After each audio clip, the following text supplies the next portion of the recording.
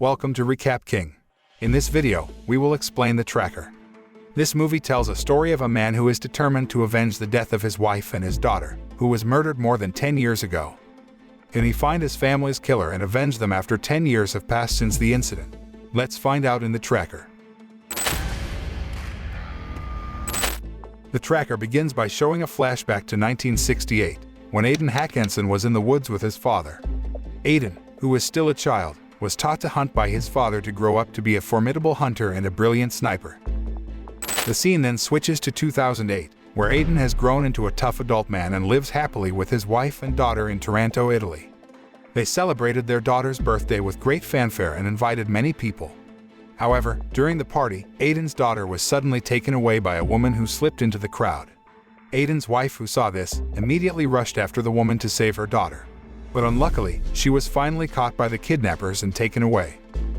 That night, Loke received news that his wife and daughter had been kidnapped, and the kidnappers demanded a ransom of $500,000 from him. Wanting to save his family, Loke prepared the money and took it to a place determined by the kidnappers. However, when he arrived, an unexpected incident occurred. Another hostage tried to escape and triggered a gunshot, which caused the exchange he was about to make with the kidnappers to be delayed because they chose to flee. Loke rushed after the kidnappers, but he lost track of them when he entered the wilderness. Meanwhile, Loke's wife tries to fight to save her daughter. However, the kidnappers accidentally kill her while trying to stop her resistance.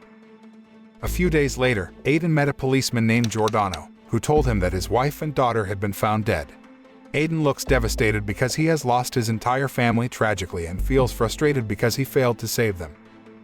10 years have passed since that incident. Loke suddenly received a call from a male police officer named Laterza, who said he knew about the kidnapping gang that killed his wife and his daughter. Loke immediately arranged a meeting with Laterza at a cafe. However, Loke realized that he was being followed by a man on the way there.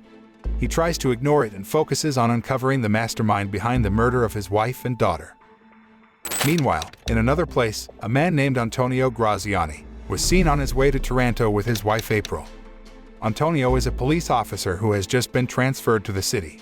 He hopes his pregnant wife can feel at home and comfortable living in a new place and away from her family, because he only wants the best for his wife and children. The next day, Antonio rushed to the police station where he would be serving and met his superior Sartori. On his first day on the job, Antonio had been given a lot of unfinished administrative tasks by Sartori. However, he didn't seem to mind and did his job. The scene then switches and shows Giordano dealing with a drug dealer named Leitrim. Giordano turns out to be a corrupt cop who works for a drug lord named Lupo and manages all the transactions of drug dealers who do business in the area. Turning back to Loke, who finally arrived at the designated cafe. After a long wait and Laterza never coming, Loke asked a waitress about him. The woman then said that Laterza had ended his life a few days ago. He then asked her the address where Laterza lived and hurried off there. When Loke walked toward Laterza's residence, he again saw the same man who was always following him. He rushed after him and managed to catch him.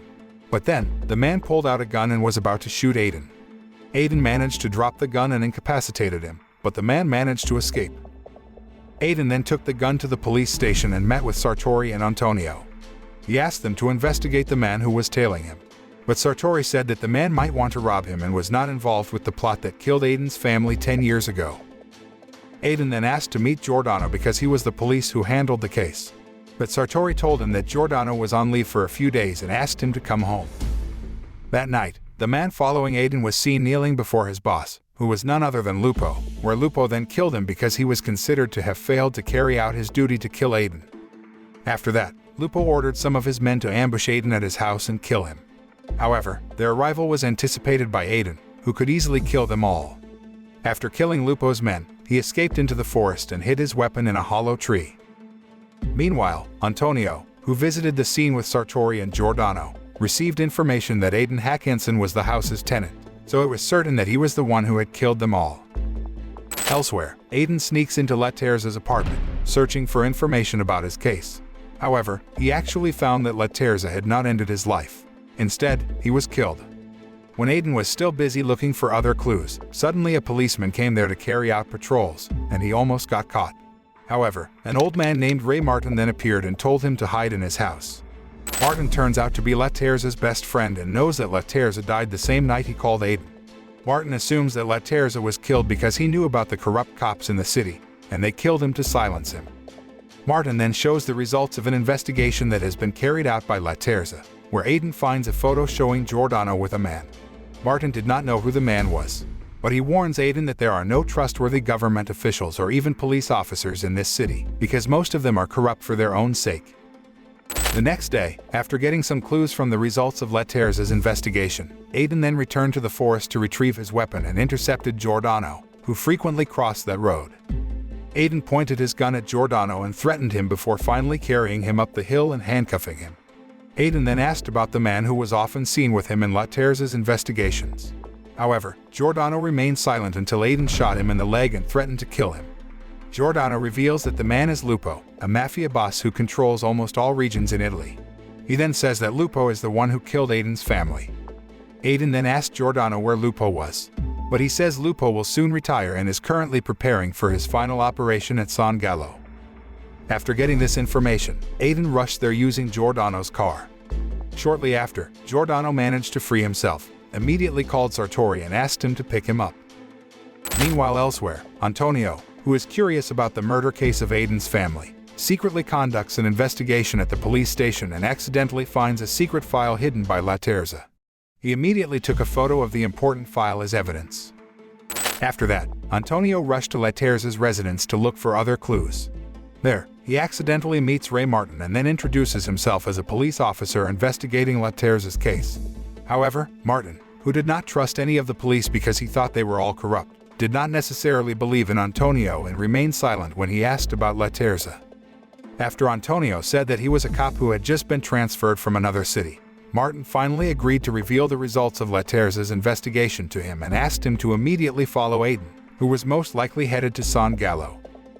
On the way to San Gallo, Antonio called his wife and asked her to come over to Martin's house because Martin had agreed to look after his pregnant wife while he was going on a very important task.